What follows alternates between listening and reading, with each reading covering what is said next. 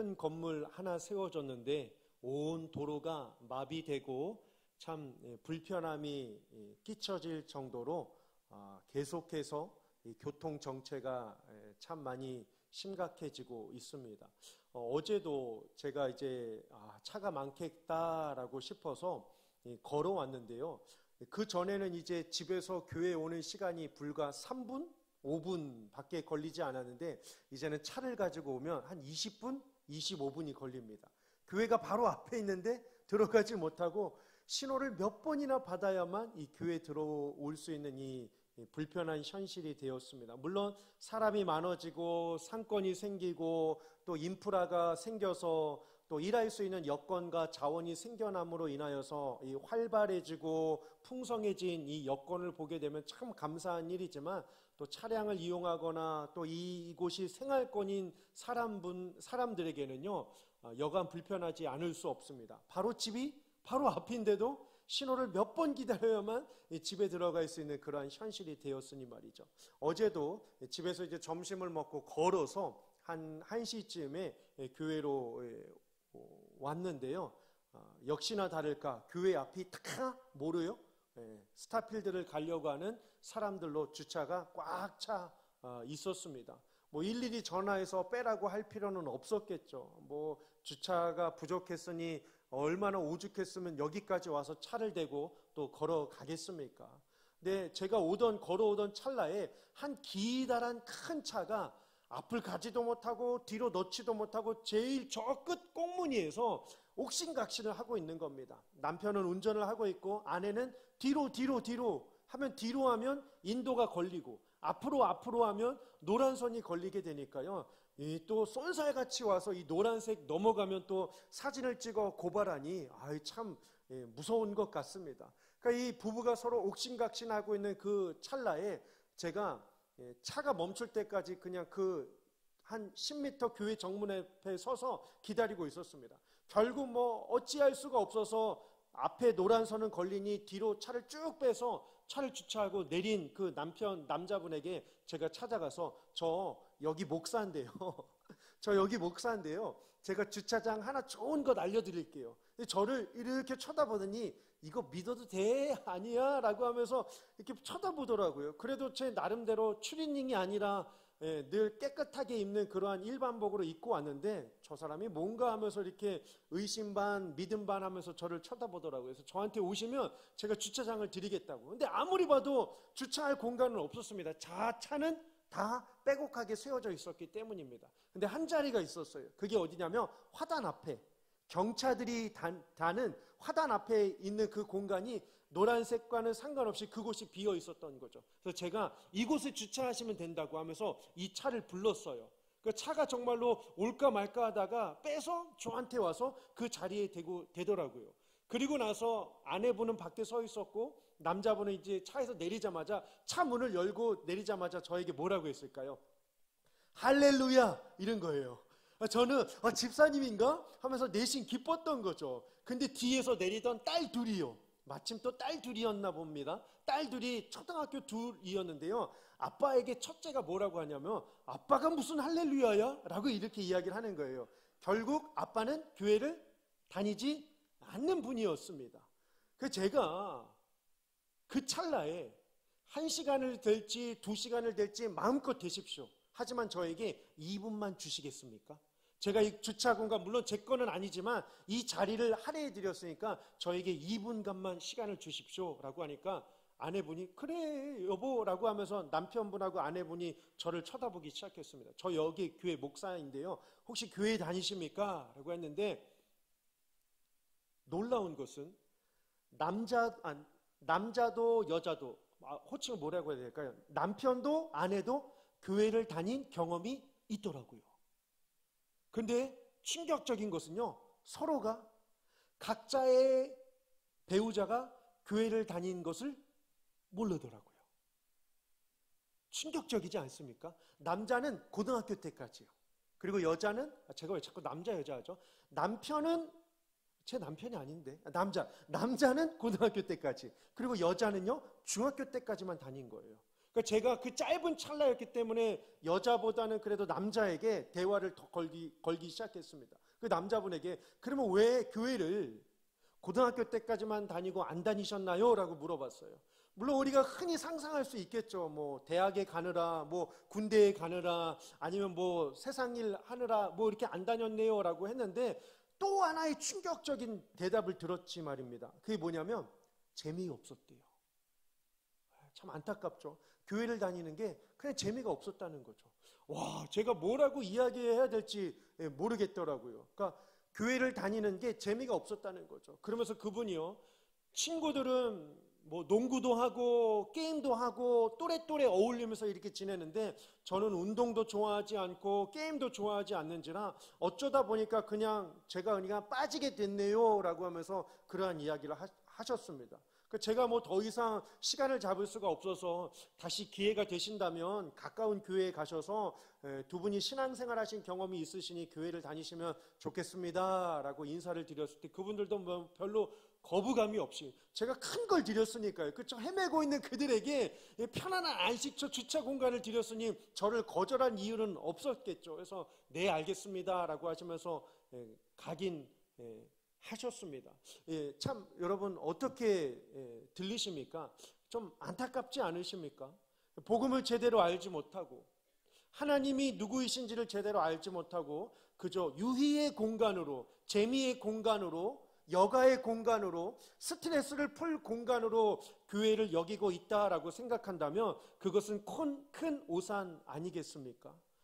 이와 반대로 복음을 정말 값지게 알고 하나님이 누구이신지를 깨닫고 또 믿음이 얼마나 소중한지를 깨닫고 구원받은 것이 얼마나 귀하고 값진 것을 안다라고 한다면 재미가 무슨 상관이 있겠습니까? 오늘 이 호산나 시온 찬양대가 고백한 것처럼 주 예수보다 귀한 것 없네. 명예와 행복과 부귀가 내게 유혹하며 넘친다라고 할지라도 정말로 주 예수를 아는 그 기쁨. 오늘 우리가 회중 찬양하면서 아까 불렀던 그 3절의 찬양도 마찬가지 아니겠습니까? 우리에게 가장 큰 기쁨은요, 주 예수를 아는 기쁨입니다. 주 예수를 바로 알 때 우리의 구원은 돈독해질 것이고 우리의 믿음은 강건해질 것이고 우리의 신앙은 온전해질 줄 믿습니다. 이에 예수 그리스도를 바로 아는 것이 중요합니다. 예수 그리스도만입니까? 무엇이든지 바로 아는 게 정말 중요하지 않습니까, 여러분? 내가 무엇을 한다라고 할지라도 내 직장일도 마찬가지입니다. 내가 읽는 책의 내용도 마찬가지고 내가 경험하는 이 모든 것들 허투루 알아서 우리가 배우거나 습득하고 정복하는 것은 아무것도 없습니다. 단 하나 작은 것을 안다라고 할지라도 한다라고 할지라도 알아야 우리가 정복할 수 있는 것처럼 말입니다. 바느질도 하나도 마찬가지겠죠. 어떻게 해야 그 바늘에 끼고 어떻게 해야 실을 엮고 어떻게 해야 그 바느질을 해야 옷이 연결이 되고 옷감이 완성이 되고 하나의 완성된 작품이 나오는 것처럼 말입니다. 어느 것 하나 쉽게 되는 것 없고 어느 것 하나 그냥 어설프게 되는 것은 없습니다. 하지만 반대로요, 바로 알면 우리가 그 뜻이 무엇인지를 바로 깨달아 알게 되면요, 우리는 그 특권을 누릴 권리가 우리에게 주어진다라고 하는 사실입니다. 한 가지 예를 들어볼까요? 우리 앞에 있는 고등부를 담당하고 있는 이 권 목사님이요, 언젠가 한번 제가 좀 특정 상호를 한번 거론을 할게요. 아웃백을 갔다고 합니다. 이 아웃백이 뭐냐면 퓨전 음식점입니다. 스테이크도 주고 샐러드도 주고 뭐 누들도 주고 뭐 파스타도 주는 그런 음식점이에요.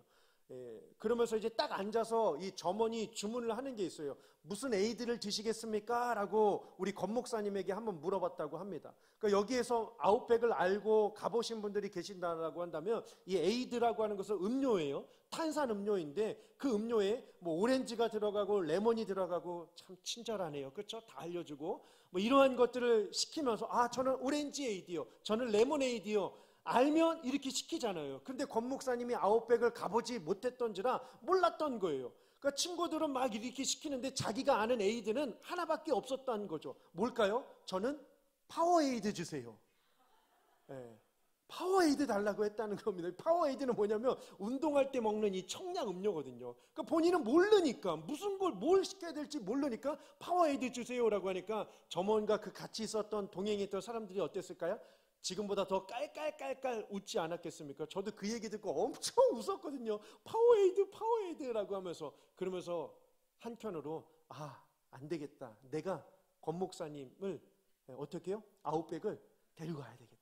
근데 이렇게 이야기하면 우리 교육자들이 삐지니까요. 제가 시간 낼 때 2월달 안으로 한번 우리 아웃백 우리 교육자분들을 데리고서 파워에이드가 아니라 맛있는 아무튼 좋은 에이드를 제가 사드리도록 하겠습니다. 근데 만약에 이러한 이야기를 들을 때 어떻게 박 목사가 내기하냐, 내가 찬조해야지라고 하시는 분들은 기도만 하시면 됩니다. 기도만 하시면 돼요.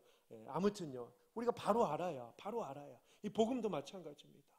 우리 유초등부 아이들이 요즘에 이 구약의 맥잡기, 유치부도 마찬가지죠. 이 맥잡기를 하고 있습니다. 성경에 맥이 있어요. 그 맥이 뭘까요? 성경은 크게요, 창조, 타락, 구속, 재창조입니다. 기본적인 신자라면 이 네 가지는요, 분명히 알고 계셔야 합니다. 창조, 타락, 구속, 재창조요.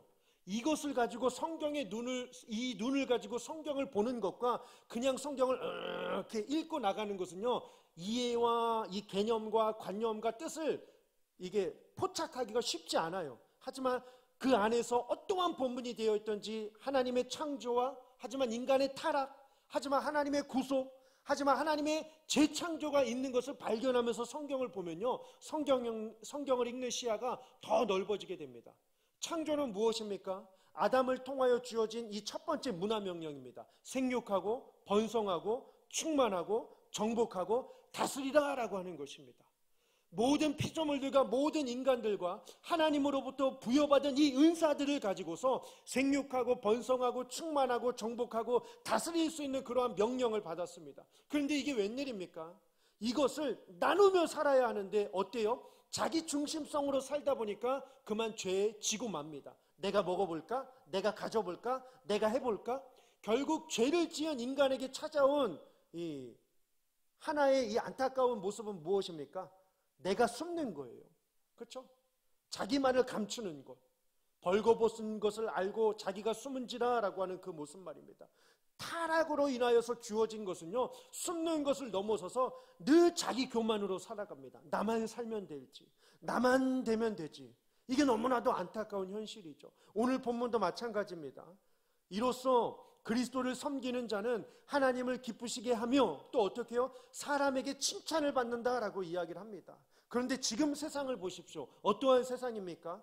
그리스도를 섬기는 것은 온데간데 없고 하나님을 기쁘시게 하기보다는 온통 세상 사람들의 생각이 다 어디에 있냐면 사람에게 칭찬을 받는 거에만 혈안이 되어 있는 이 시대를 살고 있습니다. 그렇지 않습니까? 죄로 인하여 타락으로 인하여 주어진 세상의 모습이 바로 이렇다라고 하는 사실입니다. 그런데 하나님은 어떠십니까? 이 모습을 그대로 보고 계실 수가 없으셨습니다. 여러분 보세요. 타락으로 인하여서 주어진 이 아픔, 이 죄가요, 이 고백하고 있는 이 한 가지 장면을 잠깐 한번 보실까요? 이 족장 시대 가운데요, 아브라함 시대 가운데, 족장 시대 가운데 이 소돔이라고 하는 곳이 있습니다. 소돔과 고모라가 있죠. 멸망을 당합니다. 불심판을 당하죠. 우리가 알기로는 하나님의 뜻을 거역하고 동성애가 난무하고 또 죄악으로 인하여 회개하지 못한 것으로 인하여 그들이 멸망을 당합니다. 맞아요. 그런데요, 이 소돔성이 무너진 이 연고, 이유가 무엇인지를 에스겔 선지자가 이렇게 표현을 하고 있습니다. 한번 보실까요? 에스겔 16장 49절입니다.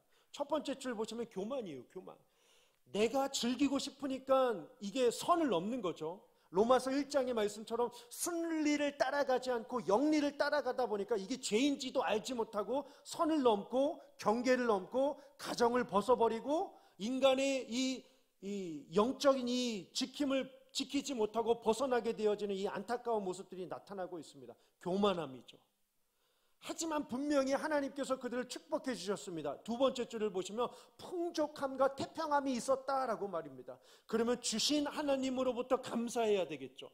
또한 공급해 주신 하나님께 늘 영광을 드리며 살아야 합니다. 왜요? 사람의 제일 되는 목적이 하나님을 영화롭게 하며 그분을 영원토록 즐거워하는 것이기 때문입니다. 그런데 이들이 이 사실을 완전히 망각한 채 삽니다. 하나님은 그렇게 주셨는데, 태평함과 풍성함을 주셨는데 말이죠. 근데 이들이 어떻게 살았다고 합니까?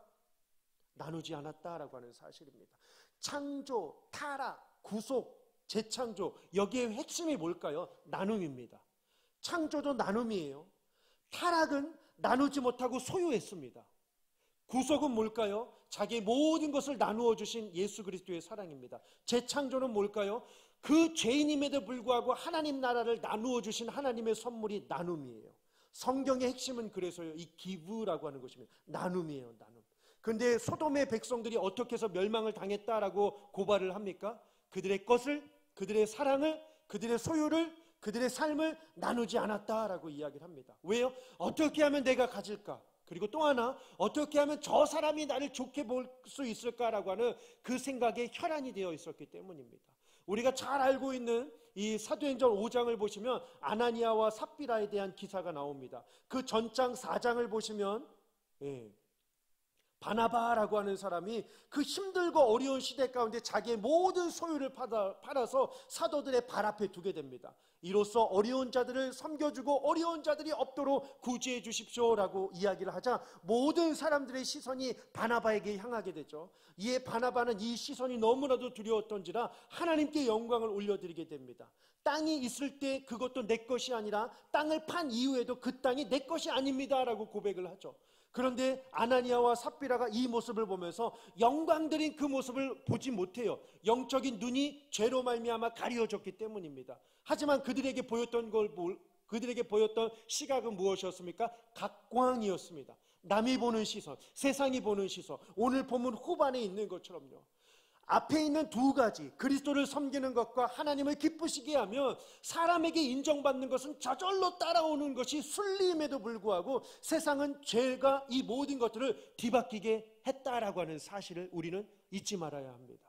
사람에게 인정받는 것 별로 중요하지 않은데 말입니다. 요즘 이 시대를 보십시오. 진리가 완전히 무너져 버렸습니다. 결혼의 풍습이 완전히 바뀌어져 있지 않습니까? 미의 기준이 바뀌어 있습니다. 화려한 겉모습이 축으로 나가고 있는 그러한 시대를 살고 있습니다. 진리를 부정하는 시대, 물질의 가치관이 혼동된 시대에 저마다 유한한 목표에 집착하고 따라가고 목표를 갖고 살아가느냐 마음에 여유가 없어요. 여유가 없습니다. 이런 세상 속에서 세상 사람들이 우리를 볼 때 어떻게 보겠습니까? 눈에 보이지 않는 하나님 앞에 나아가 예배하는 거 어리석다고 생각하겠죠.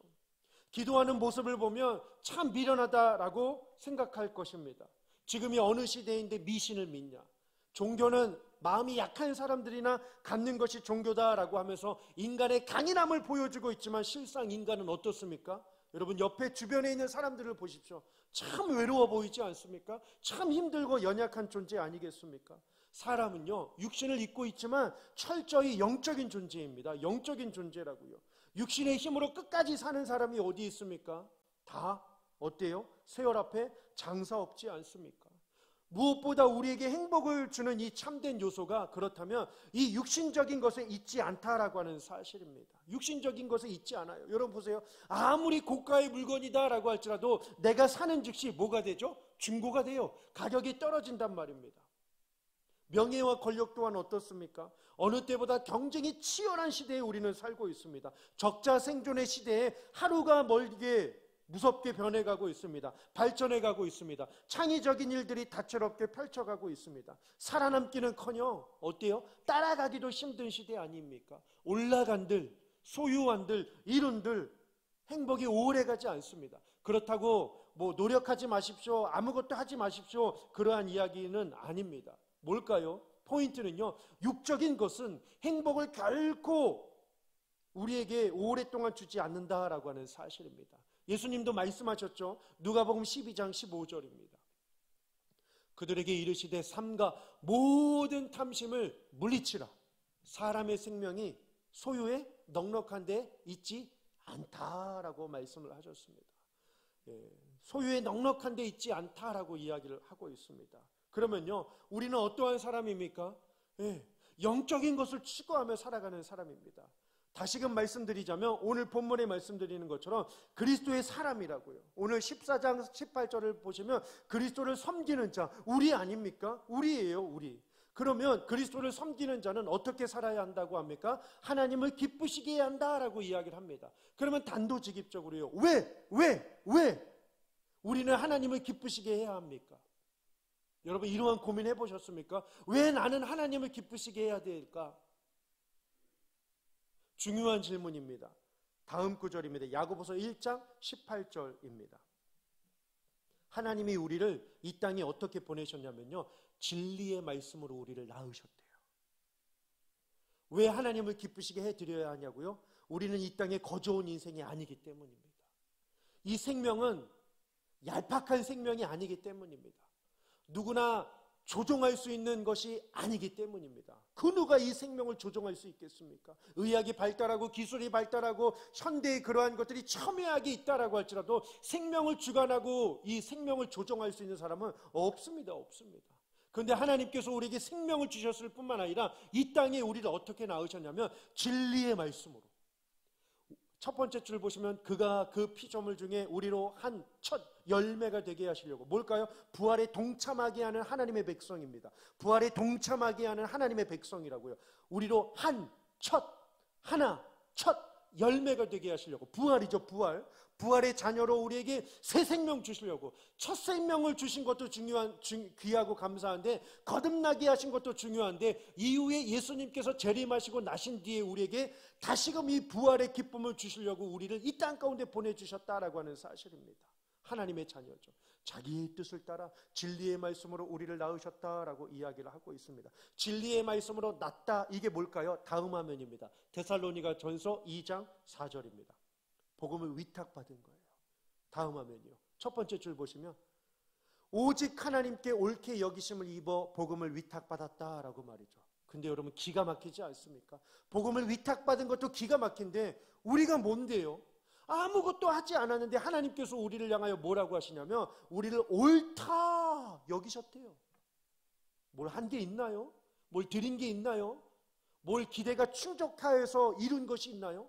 아무것도 없는데도 불구하고 창세전에 우리를 택하시사 하나님의 자녀 되게 하시고 하나님의 옳다 여기심을 인정받아 복음을 위탁받은 사람이 되었다라고 하는 것, 놀라운 은혜가 아닐 수 없습니다. 그래서 두 번째 줄이요, 우리가 이와 같이 말하면 사람을 기쁘게 하려 함이 아니다라고 말이죠. 예, 복음을 위탁받은 사람은요, 사람을 기쁘게 하는 것이 아니라 하나님을 기쁘시게 하도록 우리는 이 땅 가운데 사명을 갖고 왔다라고 하는 것을 잊지 말아야 할 것입니다. 그러면요, 하나님을 기쁘시게 하는 것, 우리의 마음을 감찰하시는 하나님을 기쁘시게 하는 것, 그러면 이 복음을 위탁받았다라고 하는 것 더 쉽게요. 복음을 위탁받은 것을 더 쉽게요. 예레미야 24장 7절입니다. 다음 화면입니다. 이 구절 기억하십니까? 우리 작년도 성경 우리 주제 구절입니다. 진심으로 전심으로요. 내가 여호와인 줄 아는 마음. 복음을 위탁받았다라고 하는 것은 내 마음에 늘 있어야 할 것이 무엇이냐면 마음을 감찰하시는 하나님이라고 했습니다. 그러면 내 마음에 있어야 할 것은 하나님을 아는 마음입니다. 여호와인 줄 아는 마음. 그들에게 주셨대요. 그들이 전심으로 내게 돌아오기 위하여, 하나님께 돌아오기 위하여 하나님은 늘 우리에게 이 복음을 주셨다라고 이야기를 하고 있습니다. 왜요? 하나님 백성으로 사는 것이 그분에게는 행복이기 때문입니다. 그리고 우리에게 하나님이 주인 되어 주시는 것이 그분에게는 참된 행복이기 때문입니다. 더 쉽게요. 그럼 더 쉽게요. 방금 질문은 왜 하나님을 기쁘시게 했는가라고 했다면 반대로요, 하나님은 무엇을 기뻐하실까? 우리 한번 생각해 보실까요? 다음 화면입니다. 요한이서 4절이요. 함께 읽어보실까요? 시작. 너희 자녀들 중에 우리가 아버지께 받은 계명대로 진리를 행하는 자를 내가 보니 심히 기쁘도다. 아멘. 심이라고 하는 단어가 참 오랜만에 나오죠. 그렇죠? 네. 보시기에 좋았더라. 보시기에 심히 좋았더라. 오랜만에 나오는 단어입니다. 그런데 하나님이 뭘 보시면서 심히 기뻐하신다고요? 진리를 행하는 것. 너무나도 중요했던지라 요한 3서 4절에 또 한 번 나와요. 다 함께요. 시작. 내가 내 자녀들이 진리 안에서 행한다함을 듣는 것보다 더 기쁜 일이 없도다. 아멘. 진리 안에서 행하는 것입니다. 그러면 진리 안에서 행하기 위하여 우리에게 필요한 자세 두 가지가 있습니다. 첫 번째는요, 내적 확신이 필요합니다. 내적 확신. 그럼 또 한 가지는 뭘까요? 외적 확충이 필요합니다. 내적으로는 확신하는 게 필요하고 외적으로는요, 이 확장되는 거, 확충이 필요합니다. 이것을 설명할 수 있는 구절이 뭘까 말씀을 찾다가 로마서 10장 9절이 내적 확신이에요. 한번 보실까요? 내가 만일 내 입으로 예수를 어떻게 해요? 주로 시인하는 거예요. 내적 확신입니다. 예수를 주로 시인하는 거. 그리스도의 그리스도께 우선순위를 두며 살아가는 거. 그러면서 그 그리스도를 어떻게 묵상하는 거죠? 사망에서 생명입니다. 죽은 자 가운데서 살리신 것. 사망에서 생명, 우리의 이 죄악을 위하여 죽으신 그분, 우리의 삶을 또 축복하기 위하여 생명을 주신 것. 이것을 믿으면요, 이것을 믿으면 어떻게 해요? 구원입니다. 구원. 그러니 구원이라 참 값진 것이구나라고 하면서 내 마음에서 내적 확신을 갖는 것입니다. 난 구원받은 자요, 나 대신에 예수님이 죽고 나를 살리신 자요, 내가 이것을 고백하며 살겠습니다라고 하면서 늘 자신을 향하여서 구원을 고백하고 믿음을 고백하고 이 말씀을 시인하는 것. 그러면 외적 확증은 뭘까요? 10장 10절입니다. 입으로 시인하는 거예요. 여기에는 대상이 중요하겠죠. 9절은 나에게라고 한다면 10절은요 타인에게입니다. 사람이 마음으로 믿어요. 의에 이르렀습니다. 그러면 할 수 있는 게 뭘까요? 이것이 정말 값지다고, 주 예수보다 귀한 것 없다라고 만나는 이들에게 복음을 전해줄 수 있는 이 삶입니다. 외적 확충이 되겠죠. 왜요? 모두가 구원받는 것이 하나님의 계획이기 때문입니다. 모두가 구원받는 것이 하나님의 계획이기 때문입니다. 진리를 아는 데에 힘쓰고 모든 사람들이 구원받는 것이 하나님의 목표이기 때문입니다. 그러면 우리가 그 목표에 동참한 자 아니겠습니까? 왜요? 그리스도를 섬기는 자니까요. 또한 하나님을 기쁘시게 하는 자로 우리는 이 땅 가운데 보냄을 받았기 때문입니다. 모든 이가 구원을 받는 것, 이것이 바로 외적 확충임을 우리는 알 수 있게 됩니다. 오늘 우리 주변에는요, 볼 것도 많고 갈 것도 많고 할 것도 많고 그러한 시대에 우리가 살고 있습니다. 그런데요, 문제는 뭘까요? 들어야 할 복음을 듣지 못한 자들이 너무나도 많이 있습니다.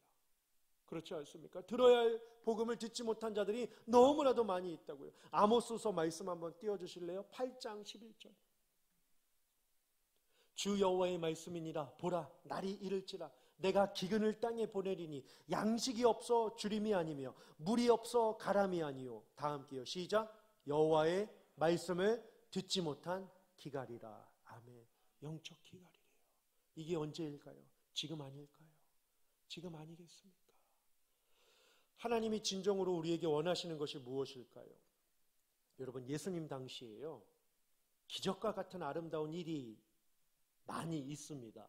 그 가운데 대표적인 것 하나로 뽑게 된다면 마태복음 14장, 마가복음 6장, 누가복음 9장, 요한복음 6장. 어머나, 사복음서에 다 공간복음에까지 걸쳐서 다 기록된 예수님의 사건 한 가지가 있습니다. 그게 뭔지 아십니까? 바로 오병이어 사건입니다. 예수님의 기적도 중요하죠. 12강조리가 남은 것도 중요하죠. 5천여 명 이상 먹은 그 사건도 중요합니다. 그런데요, 그 메시지 가운데 우리에게 도전을 주는 메시지가 있습니다. 그게 뭔지 아십니까? 빌립이 이 사람들 어떻게 먹어요? 수많은 돈이 필요한걸요? 아유, 그냥 가시죠. 제자들이 이렇게 만류했습니다. 지금 가서 동네에 가서 사온들 해가 집니다. 한 동네만 가야 하는 게 아니라 지금 숫자를 보면 어마어마한 숫자입니다. 불평할 수 있겠지만 예수님께서 딱 한마디 하십니다. 뭐라고 하시냐면 그들로 이곳에 앉게 하라. 예수님이 딱 한마디 하셔요. 막 불평하고 얼마 필요합니다. 시간 걸립니다. 막 12제자가 막 무리 가운데 웅성웅성할 때요, 예수님이 딱 한마디 하시죠. 그들로 이곳에 앉게 하라. 그리고 나서요, 그 다음 과정을 상상해 보십시오. 수많은 사람들이 있었습니다. 제자들이요, 여러분 앉으세요, 밥 줍니다, 이랬을까요? 한 끼 안 먹는다고 어떻게 되지 않아요. 그냥 집에 가면 됩니다. 자기 동네 가면 된다고요. 아니면 자기가 있던 거 그냥 조금이라도 그냥 그거 먹으면 된다고요. 뭐 한 끼 가지고 뭐 그때 아니요. 그때라고 먹을 게 없었나요? 물론 어려운 시대였겠죠. 하지만 외출하며 밖에 다니면서 최소한의 자기가 먹을 거 갖고 다니지 않았을까요? 왜요? 작은 아이조차도 물고기 2마리와 보리떡 5개를 가지고 있었던 걸요. 부잣집 아이였는지는 모르겠습니다. 저마다 먹을 게 있었단 말이죠. 양이 얼마나 될지는 모르겠지만 물론 점심에 다 먹어서 먹을 게 없었던 사람들도 있었겠죠. 뭐 비꼬는 사람들은 뭐 그렇게 이야기할 수 있겠지만 무린 모이들의 숫자를 한번 생각해 보십시오. 그런데 보십시오. 그들로 이곳에 앉게 하라. 제자들의 행동을 눈여겨보아야 합니다. 제자들의 행동이요. 여러분 앉으세요. 밤중인데요. 여러분 앉으세요. 우리의 배고픔이 해결됩니다. 그렇게 이야기한들 사람들 앉지 않아요, 여러분. 여러분 교회에 오세요. 점심 준답니다. 옵니까? 오지 않아요. 교회에 오세요. 에코백 준답니다. 옵니까? 오지 않아요. 물론 지금은 여기 스타필드 주말에는 1000명씩 줄 서면은 1000명에게 에코백 준다고 하면서 중고등부 아이들이 아르바이트 하고 있대요. 새벽부터. 그거 받으려고. 모르겠습니다. 그것에 혈안이 되어 있기는 하지만 요즘 시대나 예나 마찬가지입니다. 여기서 중요한 것은요. 제자들의 행동을 한번 기억해 보십시오. 성경에 기록하고 있지는 않습니다. 저 동네 가서 사갖고 온들 하루가 지날 수 있다고요. 그런데 제자들이요. 누가복음을 보시면 제자들이 어떻게 행동을 하냐면 각 자리에 50명씩 앉게 해요. 12제자가요. 50명씩 앉게 한다고요. 무슨 얘기를 했을까? 상상해 보셨나요? 그 본문을 대하시면서 12강줄이 남았네. 하나님 이 기적 나에게도 주세요. 우리 사업장 번창하게 해주세요. 아니라니까요, 여러분. 기독교는 그런 기복적인 신앙이 아니에요. 하나님이 원하시는 것을 우리가 발견하고 그 모습대로 살아야 하나님이 축복해 주시는 것을 우리는 잊지 말아야 합니다. 그리스도를 섬기는 것과 하나님을 기쁘시게 해드리고 났을 때 하나님은 저절로 사람들에게 칭찬을 받는 것을 우리에게 거저주시고 넉넉하게 주시기 때문입니다. 그러면 우리가 집중해야 할 것은 사람에게 칭찬받는 게 아니라고요. 뭘까요? 하나님을 어떻게 하면 기쁘시게 할까? 예수님이 그 제자들을 바라보는 그 시선과 제자들이 무리들을 바라보는 그 시선을 한번 그림을 그려보시길 원합니다. 제자들이 모든 사람들을 만나면서 뭐라고 이야기를 했을까요? 밥 준답니다. 앉으세요. 아니요. 절대 그러지 않았다고요. 복음을 풀어 설명합니다. 하나님 나라를 설명하지 않았겠습니까? 예수 그리스도는 그냥 밥을 주는 밥포 그러한 선생이 아니라 생명을 주고 영생을 주고 우리의 다음 삶을 축복해 주시고 우리의 모든 삶을 회복시켜 주시는 생명의 봉양자가 바로 예수 그리스도이십니다. 여러분들이 여기에서는 밥 한 번 먹겠지만 여기에 앉아 그분의 말씀을 듣게 될 경우에는 여러분들은 영원한 구원을 받고 생명의 은혜 하나님 나라를 선물로 받게 됩니다라고 하는 그러한 구원의 메시지를 선포하지 않았겠습니까? 절대 밥 준다고 앉지 않는다니까요. 그 놀라운 그 일들을 보십시오. 성령의 능력이 역사하니까요. 50명씩 앉아요. 먹은 자가 5천이 아니라요. 앉은 자가 5천이 넘었다라고 하는 사실입니다. 잘 보셔요, 여러분. 먹는 게 다가 아니었어요. 그 앞에 앉는 것. 예수님의 모든 사역을 보면 그렇습니다. 귀신 들린 자도 막 날뛰지만 예수님의 권능이 어떻게 나타납니까? 귀신이 떠나가고 난 뒤에 그 사람이 어떻게 되죠? 모든 기적과 이적마다 예수 그리스도 앞에 무릎을 꿇습니다. 무릎을 꿇어요. 그게 하나님의 권능이죠. 복음 앞에 굴복하는 삶. 하나님의 말씀 앞에 철저히 순종하는 삶. 예수님이 그렇게 사셨으니까요. 오실 필요가 없는데, 십자가를 지실 필요가 없는데, 우리 대신 죽으실 필요가 없는데 그분은 겸손의 종으로 이 땅에 오셨습니다.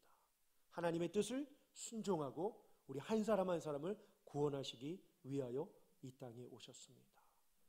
여러분들에게 이러한 믿음이 있으십니까? 오늘 마지막 구절입니다. 히브리서 11장 6절입니다. 믿음이 없이는 아무것도 할 수 없습니다. 믿음이 없이는 아무것도 할 수 없다고요. 11장 6절이요. 첫 단어와 마지막 단어를 보십시오. 믿음이 없이는 그렇게 시작된 인생일 수 있지만 결과는 어떻게 되어야 한다고 합니까? 믿어야 할지니라. 믿음으로 살아야 한다라고 말입니다. 여러분 믿음은 무엇입니까? 하나님께 나아가는 것이 믿음입니다. 하나님께 나아가는 것, 두 번째 줄이에요. 하나님께 나아가는 것이 믿음이에요. 내가 매일 십자가 앞에 노래만이 아니라니까요. 고백이 되어야 하고 실천이 되어야 합니다. 더 나아가 믿음은요. 하나님께 나아가는 것뿐만 아니라 내가 아는 자가 하나님께 나아가도록 일하는 것이 믿음입니다. 내가 아는 자가 하나님께 나아가도록 내가 일하는 것이 믿음이다라고 말이죠. 그가 계신 것과 그가 자기를 찾는 자들에게 하나님이 찾으신다고 합니다. 그럼 우리는 뭘 하면 되죠? 하나님이 기뻐하시는 일, 하나님은 찾고 계시고 그것을 기뻐하신다라고 한다면 우리가 할 수 있는 것은요, 딱 이 한 가지예요. 내가 아는 자가 하나님을 찾을 수 있도록 돕는 것이 믿음입니다.